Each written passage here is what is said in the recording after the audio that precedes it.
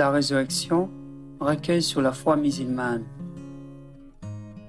Cette présentation sur la résurrection est orientée vers le Coran et elle est composée en 4 longs chapitres. Nous allons l'aborder en 3 parties. La première partie sera constituée de l'introduction et du chapitre 1er, le sens de la résurrection. La seconde partie sera constituée du chapitre 2, le principe de la résurrection, et du chapitre 3, le 3e Adam. La troisième partie, quant à elle, sera constituée du chapitre 4, le phénomène spirituel, et nous allons ainsi conclure. Introduction. Les musulmans vivent dans l'attente d'un jour de résurrection promis dans les nombreuses sourates du Coran. On croit généralement que tous ceux qui sont morts seront reconstitués physiquement à ce moment-là en vue du jugement de Dieu. Ce sujet de la résurrection doit cependant être étudié dans le contexte de la création de Dieu, de la chute de l'homme et des principes par lesquels l'homme déchu sera restauré. Dieu est un Dieu parfait aux principes parfaits. Sa providence pour restaurer l'homme doit être en accord avec son principe. Dans cette présentation, nous allons examiner l'essence de la vie, de la mort, de la résurrection et des phénomènes qui s'y rapportent. L'essence de la résurrection. Si la résurrection signifie être ressuscité des morts, alors qu'est-ce qu'est la mort? Il existe des types de morts, la mort physique et la mort spirituelle. Par conséquent, il existe des types de vie, spirituelle et physique, et 2 manières d'interpréter la signification et l'essence de la résurrection. La question clé à laquelle nous devons répondre est: quelle est la vision de Dieu sur la vie et la mort? Grâce à la science, nous savons que le monde physique a des limites dans le temps et dans l'espace et que par conséquent notre vie physique elle-même est limitée et non éternelle.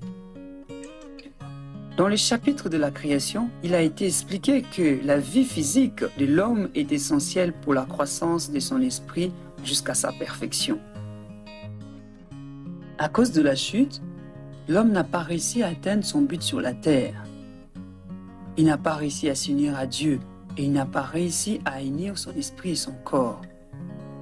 Dieu est la source d'origine de toute vie. Si nous sommes coupés de Dieu, nous sommes vraiment morts, spirituellement morts. La mort physique est la conclusion inévitable de notre vie sur la terre. Nous sommes censés qu'avoir qu'une seule vie physique. La mort spirituelle était le résultat de la désobéissance de l'homme. Dieu a voulu que l'homme vive éternellement et donc nous devons être ressuscités de la mort spirituelle à la vie spirituelle. Le Coran contient de nombreux passages qui indiquent qu'il existe 2 types de vie et 2 types de mort. Ils diront: Notre Seigneur, tu nous as fait mourir 2 morts et tu nous as donné 2 fois pour vivre. T'aurions-nous fait goûter le double de la vie et le double de la mort?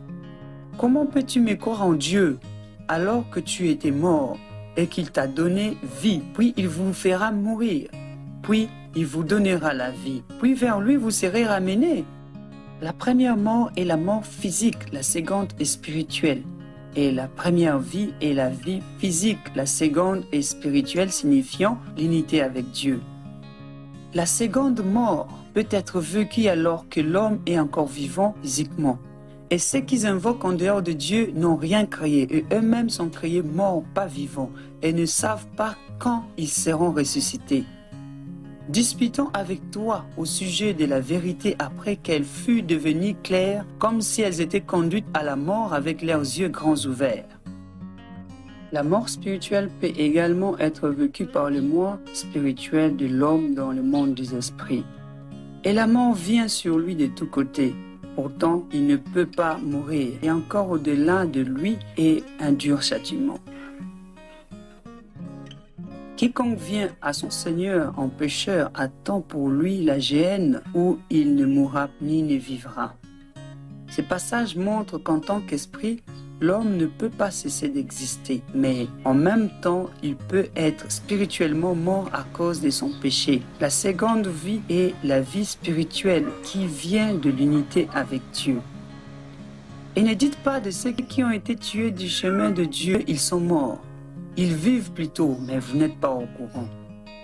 Répondez à Dieu et au messager quand il vous appelle à ce qui vous a donné la vie.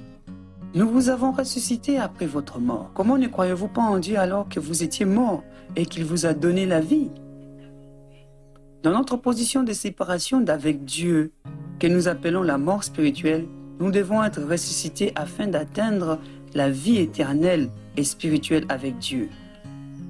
Nous devons maintenant chercher à comprendre la manière par laquelle nous pouvons être ressuscités. Nous verrons dans la partie suivante le principe de la résurrection.